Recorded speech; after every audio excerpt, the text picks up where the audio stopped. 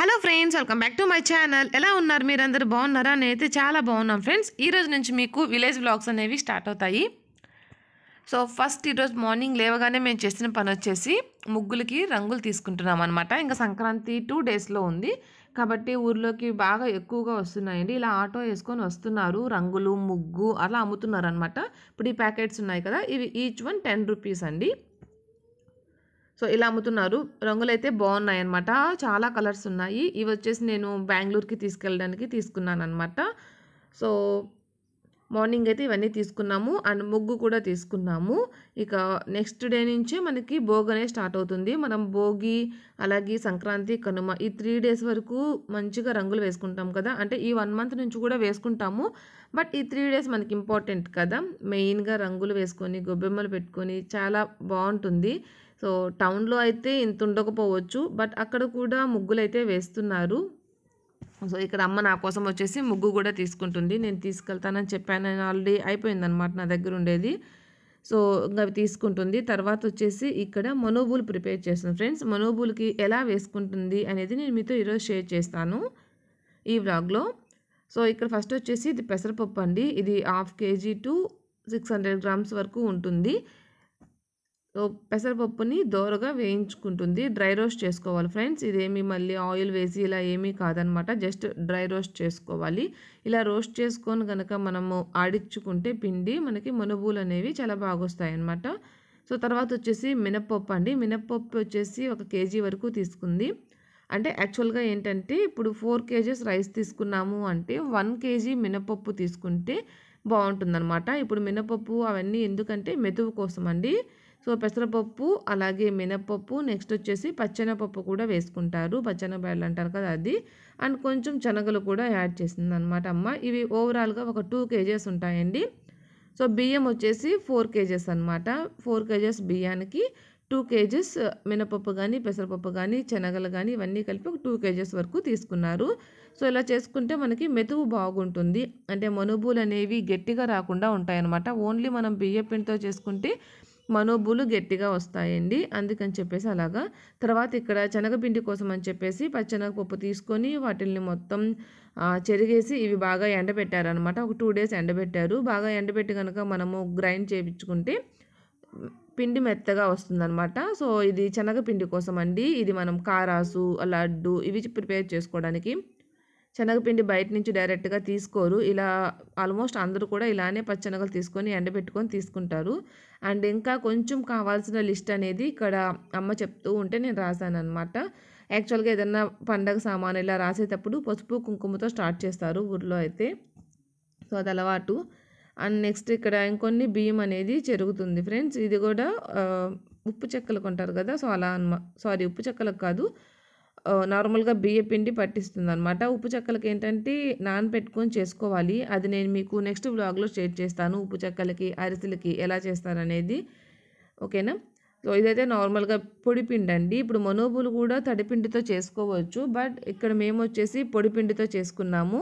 And నాన్న వచ్చేసారనమాట తీసుకొని. ఇక్కడ పాప అయితే తను మొత్తం ఆయిల్ దగ్గరికి వస్తుందని చెప్పేసి నాన్న ఇలాగా కడతానని చెప్పేసి కట్టేశారు తన్ని.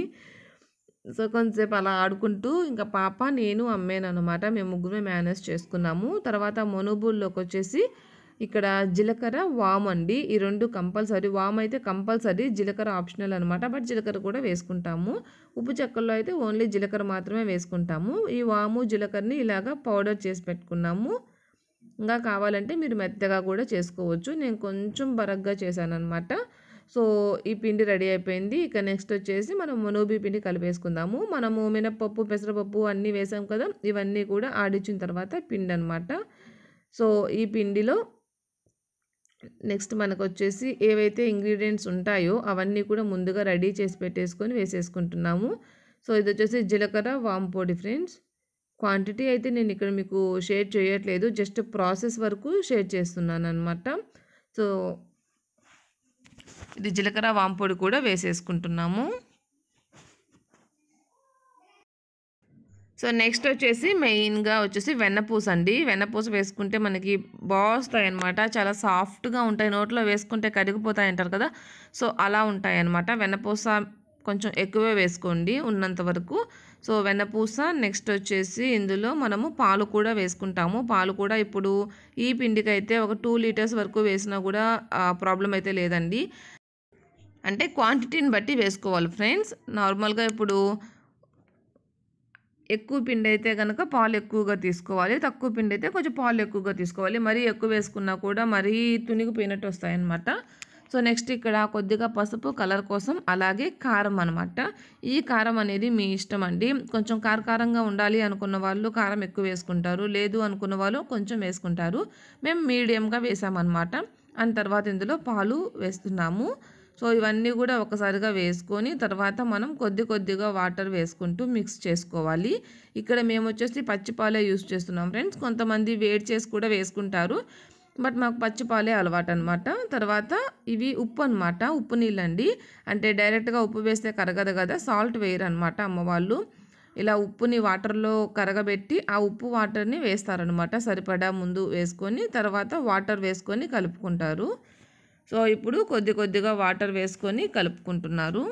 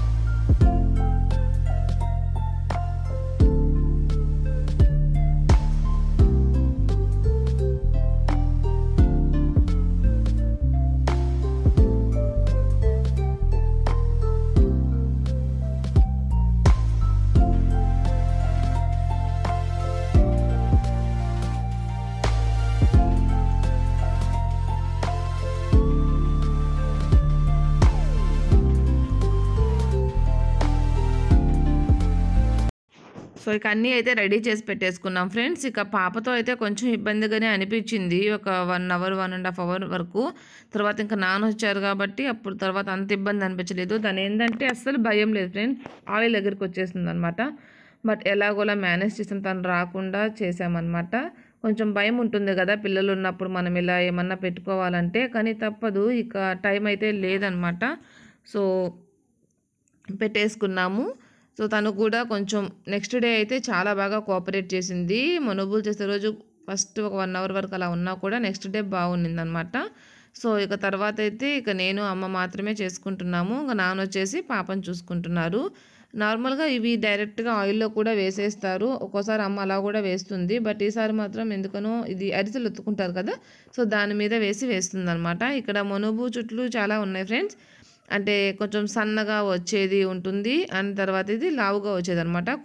కొన్నివి చేశారు. మేమేంటంటే లావుగా ఉంటే తినము, ఎక్కువగా ఇష్టపడము అనమాట. తింటాము, ఎక్కువగా ఇష్టపడము, కొంచెం సన్నగా ఉంటే ఇష్టపడతాం అనమాట.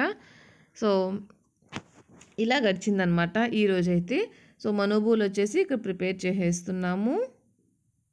ఫస్ట్ మేము చేసిన పిండి వంట వచ్చేసి ఇదే ఫ్రెండ్స్, ఫస్ట్ చేసేసాము. సో అరిసెల కంటే మనకి చాలామంది కావాలి కదా, సో ఈరోజు ఎక్కువ మంది లేరు అండ్ కుదరదు అనమాట. మనం ముందుగా మాట్లాడుకుంటాం కదా, సో ఈరోజు మేము చేస్తాము అని చెప్పేసి అట్లాగా, అంటే నెక్స్ట్ డే వాళ్ళు చేసినప్పుడు మనం వాళ్ళకి వెళ్తాం అనమాట. సో అలా ఉంటుంది ఊర్లో అయితే.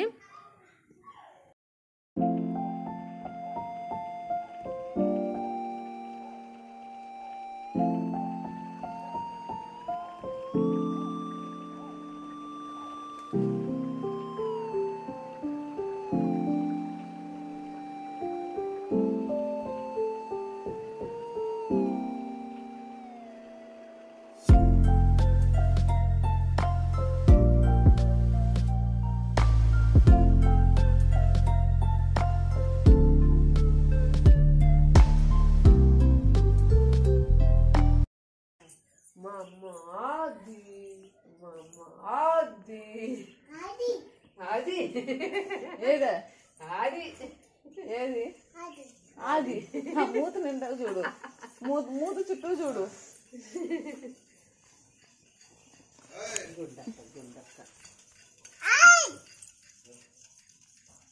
అదిగో పాప, సిద్ధి పాప. హాయ్ చెప్పు, హాయ్ చెప్పు, హాయ్ పాప. దాదా సో ఆఫ్టర్నూన్ కూర్చుంటే మాకు అయిపోయేసరికి 5:30 అయింది ఫ్రెండ్స్. ఇక ఫస్ట్ వచ్చేసి పాపకి పాలు కాచి తాపేస్తున్నాం అనమాట. ఇంకా అవన్నీ కూడా అక్కడే ఉన్నాయి. ఇక నెక్స్ట్ అవన్నీ సర్ది పెట్టి ఇక నార్మల్ ఇంట్లో రొటీన్ ఉంటుంది కదా, సో ఆ రొటీన్ కంటిన్యూ అయిపోతామన్నమాట. మీలో ఎంతమంది చేశారు కూడా నాకు కామెంట్ చేయండి. నేనైతే చాలా ఇయర్స్ తర్వాత పిండి వంట దగ్గర కూర్చున్నాను. ఈ ఇయరే కూర్చున్నాను అనమాట. సో ఇంతే ఫ్రెండ్స్, ఈ వ్లాగ్ ఇంతటితో ఎండ్ చేస్తున్నాను. నచ్చితే లైక్ చేయండి, షేర్ చేయండి. అలాగే నా ఛానల్ని కొత్తగా చూస్తున్న వాళ్ళైతే తప్పకుండా సబ్స్క్రైబ్ చేసుకోండి. ఓకేనా? Thanks for watching. బాయ్.